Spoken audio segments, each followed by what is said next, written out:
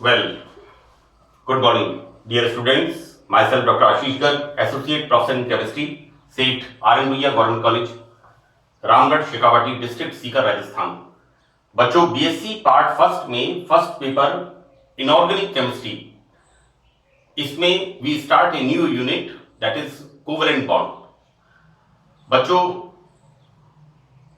Covalent bond के बारे में आप 10th क्लास से हम पढ़ते हुए आ रहे हैं कि किस प्रकार दो तत्व इलेक्ट्रॉन्स का साझा करके, इलेक्ट्रॉन शेयर करके स्थायित्व को प्राप्त करते हैं। होता क्या है इसमें कि हम ये मानते हैं कि जो इनर्ट गैस कॉन्फ़िगरेशन है, इनर्ट गैस का मतलब जो आवर्त सारणी में 18th ग्रुप है, इस 18th ग्रुप के अंदर जो गैसेस हैं HE, Ne, Ar, Kr, Xe, Rn, right, ये जो गैसेस हैं इसके अंदर हीलियम में 2 इलेक्ट्रॉन्स होते हैं। तो ये तो it's exception of octet rule, लेकिन द रिमेनिंग गैसेस इन सब के अंदर बाहरी कोश में 8 इलेक्ट्रॉन मांगते हैं। और पॉलिन ने बताया कि प्रत्येक तत्व अपने बाहरी कोश में 8 इलेक्ट्रॉन प्राप्त करने की कोशिश करता है। हमने इससे पहले आयनिक बॉन्ड पढ़ा है और हमने देखा कि किस प्रकार धनायन बनते हैं इलेक्ट्रॉन त्याग कर, और किस प्रकार से इलेक्ट्रॉन ग्रहण करके ऋणायन बनते हैं। वहां पर भी यही पर्पस होता है अष्टक नियम के पालन का कि तत्व अपने बाहरी कोश में 8 इलेक्ट्रॉन या इनर्ट गैस कॉन्फ़िगरेशन, अक्रिय गैस विन्यास प्राप्त करने की कोशिश करते हैं। तो बच्चों, यहां पर हम स्टार्ट करेंगे आज कोवेलेंट बॉन्ड। और कोवेलेंट बॉन्ड के बारे में जैसा मैंने आपको बताया कि दो परमाणु जिनकी या तो वो परमाणु समान होते हैं या भिन्न परमाणु जिनकी विद्युत ऋणता में बहुत कम अंतर होता है, वो समान संख्या में अपने इलेक्ट्रॉन्स का शेयरिंग करते हैं, साझा करते हैं और अपने संयोजकता कोश में 8 इलेक्ट्रॉन प्राप्त करने की कोशिश करते हैं। बच्चों, तत्वों के स्थायित्व को हम ऑक्टेट रूल फॉलो करते हैं कि अष्टक नियम, ऑक्टेट रूल, और ऑक्टेट रूल का मतलब मानते हैं कि तत्व स्थायित्व को प्राप्त होता है। So we start now covalent bond.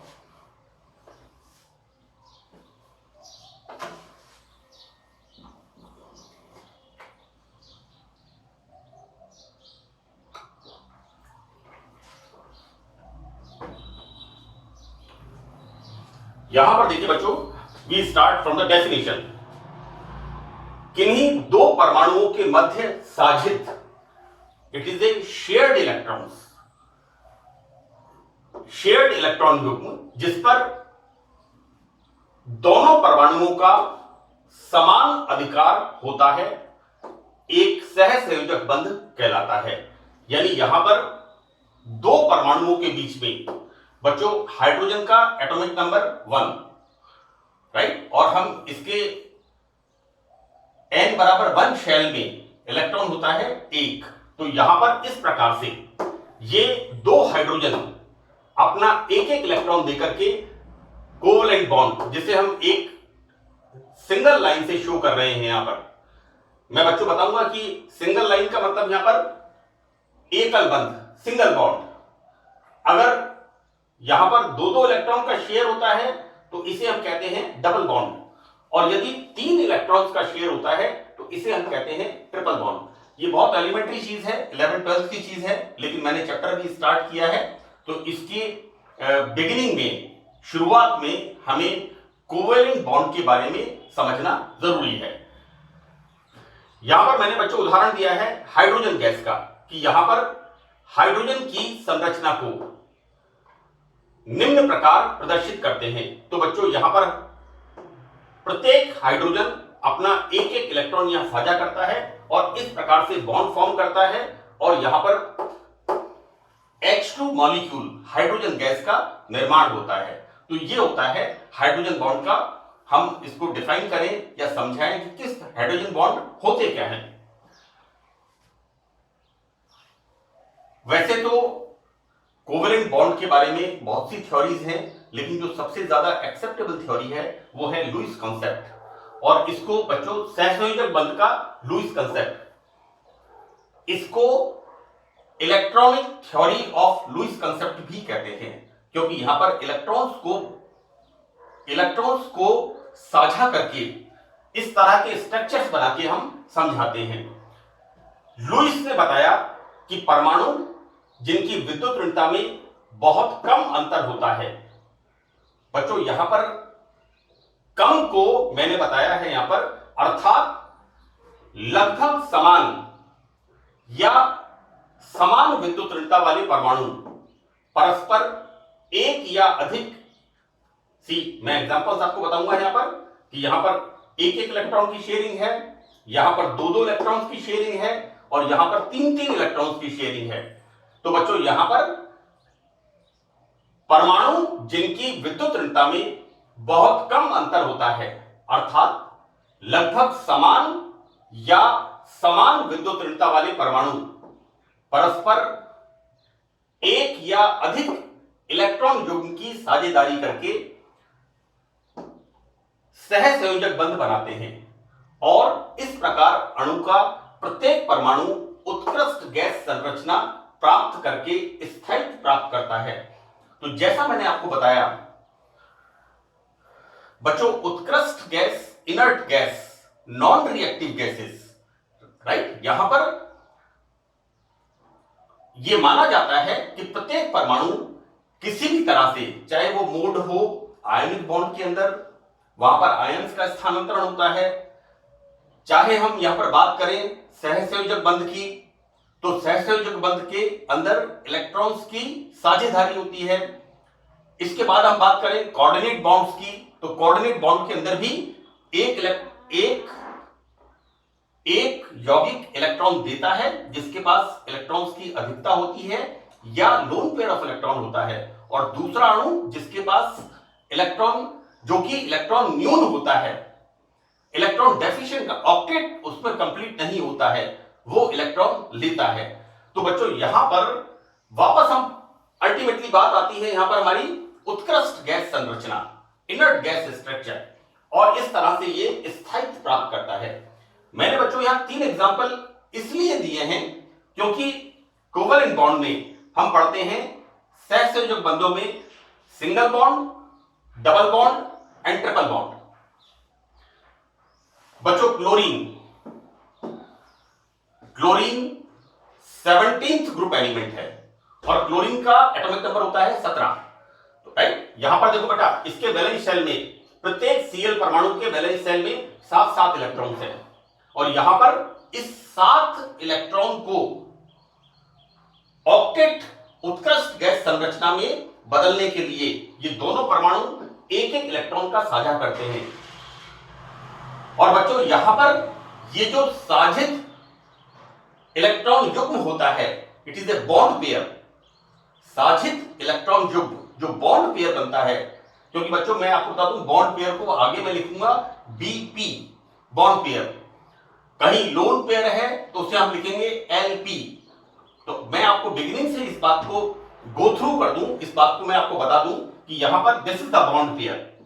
यहां पर हम क्या देखते हैं, दोनों क्लोरीन परमाणु एक इलेक्ट्रॉन का साझा करके इस प्रकार सिंगल बॉन्ड बनाते हैं और Cl2 अणु का निर्माण होता है।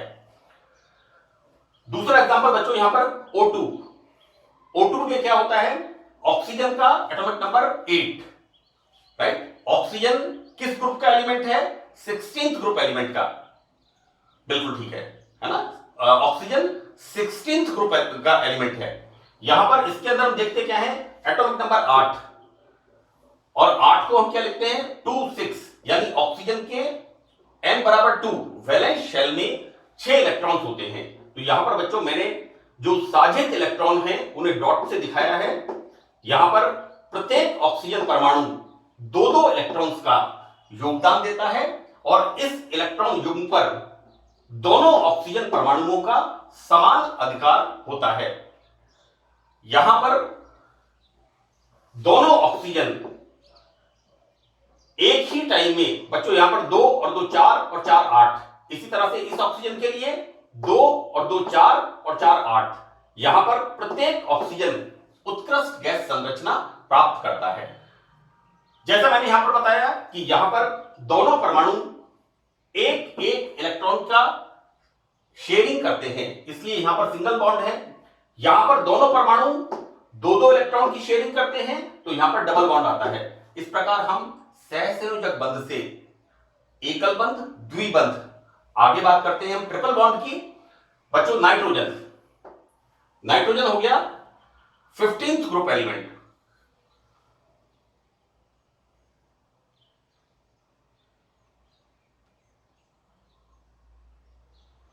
This is the 15th group element. बच्चों नाइट्रोजन के अंदर एक्चुअली हम लोग क्या है कि ओल्ड जनरेशन से है, तो this is the 5th B group element in the old periodic table, but now in the new periodic table ये हो गया 15th ग्रुप एलिमेंट।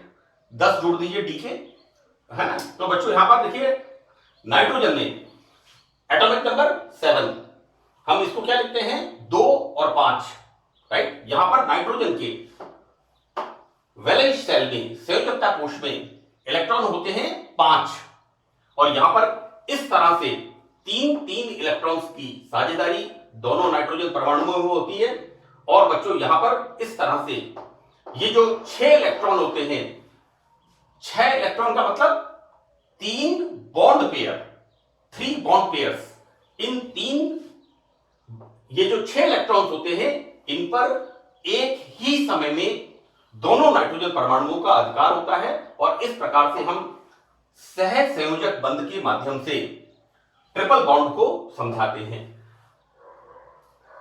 बच्चों कंक्लूजन यह है कि कोवलेंट बॉन्ड में दो परमाणु जिनकी विद्युत ऋणता या तो समान होती है या लगभग समान होती है, राइट। अगर विद्युत ऋणता में बहुत ज्यादा अंतर होता है तो उसको हम ध्रुवीय सहसंयोजक बंध, पोलर कोवेलेंट बॉन्ड भी कहते हैं। इसको हम आगे बात करेंगे।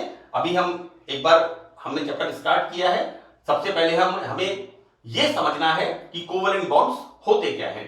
तो बच्चों अगर आपसे पूछा जाए कि कोवेलेंट बॉन्ड को परिभाषित करिए तो यह मैटर आपके लिए पर्याप्त है। अब देखिए बच्चों यहां पर एक और बॉन्ड होता है, दिस इज कोऑर्डिनेट बॉन्ड, उप सहसंयोजक बंध। वैसे तो covalent bond, coordinate bond, ionic bond, metallic bond, van der Waals forces, ये सारे जो बंध हैं इनके बारे में हम लोग बिगिनिंग से पढ़ते हुए आते हैं, क्योंकि थोड़ा थोड़ा पार्ट सभी क्लासेस में 11th क्लास से स्टार्ट हो जाता है। यहां पर बच्चों कोऑर्डिनेट बॉन्ड्स, तो यहां पर बच्चों होता क्या है कि इस बंध में साझे का इलेक्ट्रॉन युग्म संयोजित होने वाले दो परमाणुओं में से एक से प्राप्त होता है। बच्चों मैंने यहां परमाणु लिखा है क्योंकि परमाणु में यहां दिस इज द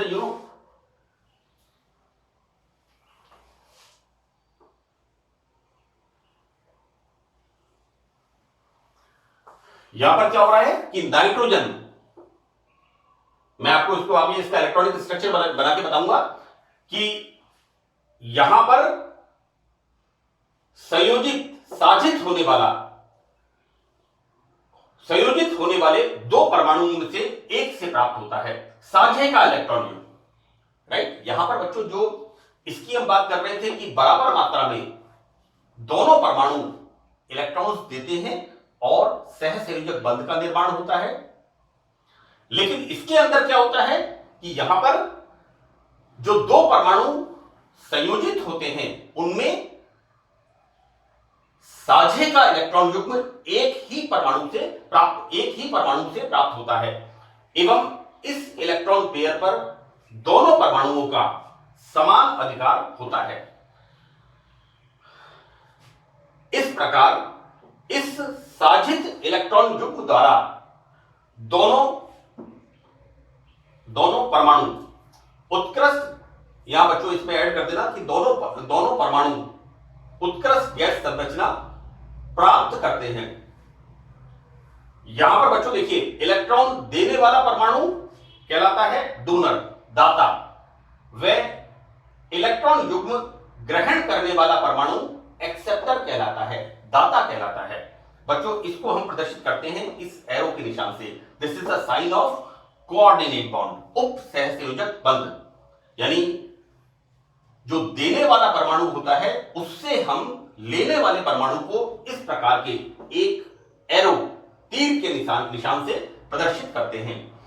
मैंने बच्चों यहां पर बहुत सिंपल एग्जांपल लिखे हैं। आप सभी ने अमोनियम, हम पढ़ते हैं कार्बोनियम, क्लोरोनियम, मैंने ऑर्गेनिक केमिस्ट्री में पढ़ाया है। वैसे भी आप इलेक्ट्रोफिलिक रिएक्शंस के बारे में जानते हैं 12th क्लास में। और मैंने यहां पर ऑर्गेनिक केमिस्ट्री के अंदर इसी लिंक के ऊपर इलेक्ट्रोफिलिक रिएक्शंस को बताया है कि प्लस का मतलब ईएम। तो यहां पर बच्चों this is the ammonium radical NH3। NH3 में नाइट्रोजन पर एक लोन पेयर ऑफ इलेक्ट्रॉन होता है, राइट। देखो बच्चों क्या होता है यहां पर, अमोनिया में नाइट्रोजन का एटॉमिक नंबर 7, इसको हम क्या लिखते हैं 2 5, राइट। अब यहां पर क्या होता है, वैलेंस शेल में 5 इलेक्ट्रॉन, इसको मैंने क्रॉस से बताया है। ये वैलेंस शेल के इलेक्ट्रॉन्स नाइट्रोजन के 3 हाइड्रोजन परमाणुओं के साथ इस तरह से, लाइक दिस, मैं इसको यहां बनाऊंगा नहीं, यहां पर इस तरह से, यहां पर ये देखिए 2 और 2 4 और 2 6 और 2 8, नाइट्रोजन का ऑक्टेट कंप्लीट होता है, राइट। हम बात कर रहे हैं कोऑर्डिनेट बॉन्ड की, उप सहसंयोजक बंध की। तो ये अमोनियम रेडिकल मूलक जो बनता है, इसमें क्या होता है कि ये नाइट्रोजन पर उपस्थित lone pair of electron, this is lone pair बच्चों, this is the bond pair electron, these are 2 bond pair of electron, here 3 bond pair of electron, bond formation होते हैं बच्चों, this is the lone pair of electron, right।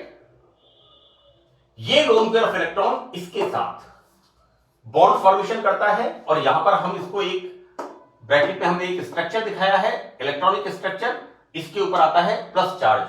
और इस structure को हम किस तरह से दिखाते हैं, यहां पर एक सिंगल बॉन्ड है लाइक दिस, यहां पर भी सिंगल बॉन्ड है इस तरह से, यहां पर भी सिंगल बॉन्ड है, और this is the this is the coordinate bond. ये होता है इसमें उप सहसंयोजक बंध, राइट। और बच्चों एज यूजुअल जैसा कि ये आवेश होता है, इस पर ओवरऑल चार्ज आता है प्लस। और हम इसे क्या कर देते हैं, एक कॉमन प्रैक्टिस में E M, chloronium electrophile, chloronium, bromonium, nitronium, sulphonium, okay, hydroxonium, number of ions. Next example बच्चों इसके अंदर है NH3BF3। यहां पर बोरोन, बोरोन बच्चों होता है 13th ग्रुप का एलिमेंट। और बोरोन के अंदर जो 13th ग्रुप के तत्व हैं, बोरोन, एल्यूमिनियम, ये सब क्या कहलाते हैं, इलेक्ट्रॉन न्यून यौगिक। बच्चों होता यह है कि यहां पर जैसे हम एग्जांपल देखें बोरोन का एटॉमिक नंबर 5, और हम इसे किस तरह से लिखते हैं 2 3। इसके वैलेंस शेल में कितने इलेक्ट्रॉन होते हैं बच्चों, 1 2 3, राइट। अब बात आती है फ्लोरीन की। फ्लोरीन का एटॉमिक नंबर 9, और इसको हम किस तरह से लिखते हैं 2 7, यानी फ्लोरीन के वैलेंस शेल में 7 इलेक्ट्रॉन्स हैं, राइट। अब 7 इलेक्ट्रॉन्स को 8 इलेक्ट्रॉन करने के लिए यहां पर फ्लोरीन बोरोन के एक एक इलेक्ट्रॉन के साथ साझेदारी करता है। तो बच्चों देखो यहां पर 2 + 2 + 2 plus this is the bond pair, ये वाला बच्चों dot and cross, this is the bond pair. बच्चों सब फ्लोरीन के अंदर आप देखिए this is the bond pair, जबकि प्रत्येक फ्लोरीन के ऊपर 1 2 और 3, इसी तरह से यहां पर ये क्या है, यहां पर प्रत्येक फ्लोरीन के ऊपर 3 3 लोन पेयर, इस तरह से BF3 के अणु का निर्माण होता है। अब बच्चों यहां पर क्या देखते हैं कि ये जो इलेक्ट्रॉन न्यून यौगिक है, ये अमोनिया के नाइट्रोजन से युग्म इलेक्ट्रॉन लेकर के इस तरह से, जैसा मैंने आपको बताया, कोऑर्डिनेट बॉन्ड, उपसहसंयोजक बंध का निर्माण करते हैं। तो बच्चों दिस इज द, ये मैंने आपको बताया है कोवेलेंट बॉन्ड के बारे में, और कोवेलेंट बॉन्ड के माध्यम से यौगिक में प्रत्येक परमाणु अपने बाहरी कोश में 8 इलेक्ट्रॉन्स, ऑक्टेट रूल को 8 इलेक्ट्रॉन्स प्राप्त करने का कोशिश करता है और इनर्ट गैस स्ट्रक्चर को प्राप्त करता है। अब बच्चों देखिए, ऐसे बहुत से कंपाउंड्स हैं जो एक्सेप्शंस हैं ऑक्टेट रूल के। यहां पहला ऐसा है इसमें एग्जांपल कि ऐसे आयन जिनका इलेक्ट्रॉनिक विन्यास उत्कृष्ट गैस विन्यास जैसा नहीं होता। हम बार बार यहां बात कर रहे हैं इनर्ट गैस कॉन्फ़िगरेशन, मैंने यहां लिखा भी है उत्कृष्ट गैस संरचना प्राप्त करके स्थायित्व को, लेकिन यहां पर क्या हो रहा है कि यहां पर उत्कृष्ट गैस विन्यास जैसी नहीं होता, अर्थात बाहरी कोश में 8 इलेक्ट्रॉन नहीं होते। मैंने फाइजेंस रूल में बताया था कि स्यूडो इनर्ट गैस कॉन्फ़िगरेशन, और वहां पर यह बताया था कि ऐसे धनायन जिनका स्यूडो इनर्ट गैस कॉन्फ़िगरेशन होता है वो ऋणायन का ज्यादा ध्रुवण करते हैं और इन यौगिकों के अंदर कोवेलेंट कैरेक्टर आ जाते हैं। बच्चों फाइजेंस रूल आयनिक बॉन्ड्स के अंदर मैंने डिस्कस किया है। तो बच्चों ऐसे आयन जिनके बाहरी कोश में 8 इलेक्ट्रॉन्स नहीं होते हैं, छद्म उत्कृष्ट गैस विन्यास, इसको बच्चों स्यूडो इनर्ट गैस कॉन्फ़िगरेशन ये कहलाता है। ये धनायन उतने स्थायी नहीं होते जितने कि धनायन के बाहरी कोश में 8 इलेक्ट्रॉन होने पर होते हैं, right? Because this is the pseudo inert gas configuration. Inert gases are very stable, non reactive. इनके बाहरी कोश में 18 या 18 इलेक्ट्रॉन से कम होते हैं। फॉर एग्जांपल बच्चों जिंक, हम फर्स्ट ट्रांजिशन सीरीज पढ़ते हैं स्कैंडिनेवियम से zinc, atomic number 21 to 30। Zinc का इलेक्ट्रॉनिक कॉन्फ़िगरेशन,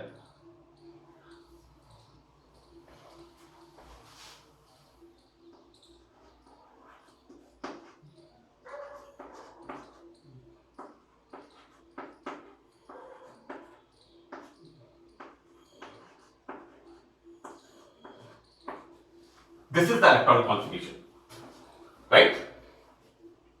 जिंक में एटॉमिक नंबर 30 और जिंक +2 के अंदर जो बाहरी कोश होता है उसको हम कैसे कहते हैं? आर्गन के बाहरी कोश में 8 इलेक्ट्रॉन्स होते हैं एंड D10। ये बच्चों ये 2 इलेक्ट्रॉन्स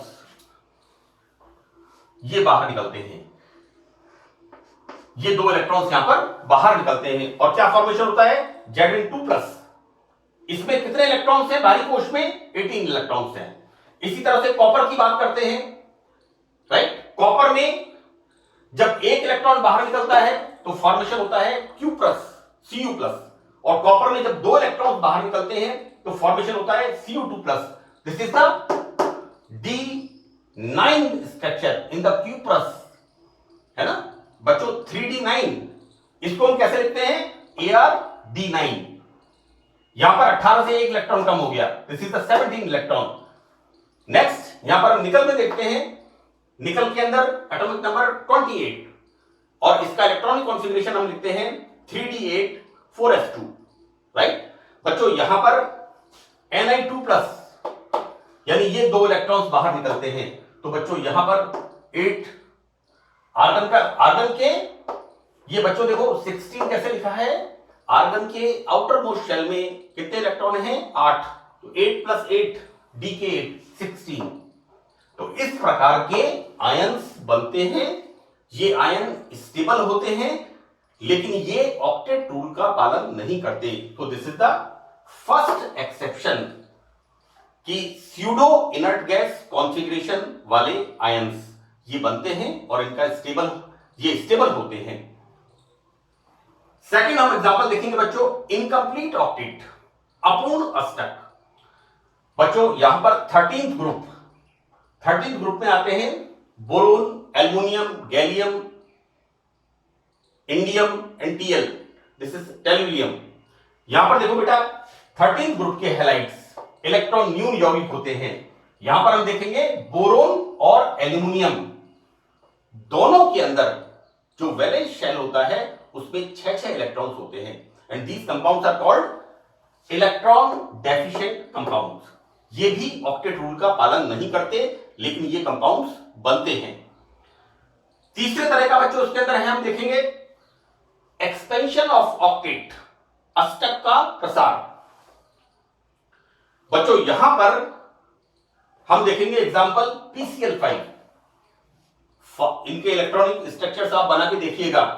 ये 11th 12th क्लास के स्ट्रक्चर्स हैं, इसलिए इन स्ट्रक्चर्स इस तरह के स्ट्रक्चर्स मैंने नहीं बनाए हैं, आप लोग इसको बना सकते हैं। आपको पता होना चाहिए फास्फोरस का एटॉमिक नंबर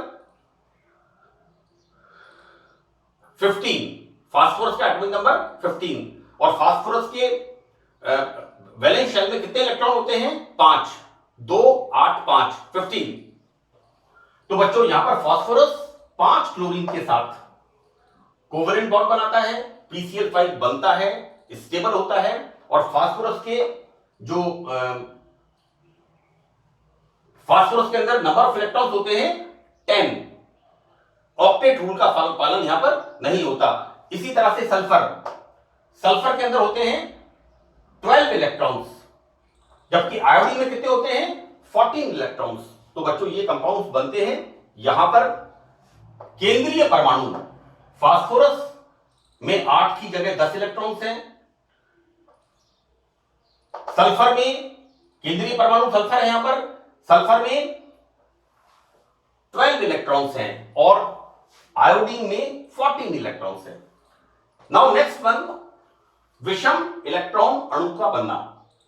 यानी अभी तक तो हम बात कर रहे थे कि ऑक्टेट रूल का पालन होता है, समान संख्या में साझेदारी होती है, लेकिन nitric oxide, nitrogen dioxide and ClO2 या OCl2 इनका फॉर्मेशन होता है और इनके अंदर मैंने यहां एग्जांपल बताया बच्चों कि किस तरह से नाइट्रिक ऑक्साइड, यहां पर नाइट्रोजन के 2 इलेक्ट्रॉन, ऑक्सीजन के 2 इलेक्ट्रॉन और यहां पर ऑक्सीजन का ऑक्टेट तो पूरा होता है लेकिन नाइट्रोजन में 4 और 2 6 और 1 7, यहां पर नाइट्रोजन पर 7 इलेक्ट्रॉन्स होते हैं। बच्चों मैंने यहां लिखा है कि यहां नाइट्रोजन पर और इलेक्ट्रॉन्स हैं। तो बच्चों ये कोवेलेंट कंपाउंड जो हमने यूनिट स्टार्ट की है ये उसका फर्स्ट पार्ट है और this is the introductory part of the chapter कि हमें जो आगे स्टडी करनी है, मैंने लगभग सभी चीजों को इसमें कवर करने की कोशिश की है। तो that's all in this lecture. Thank you.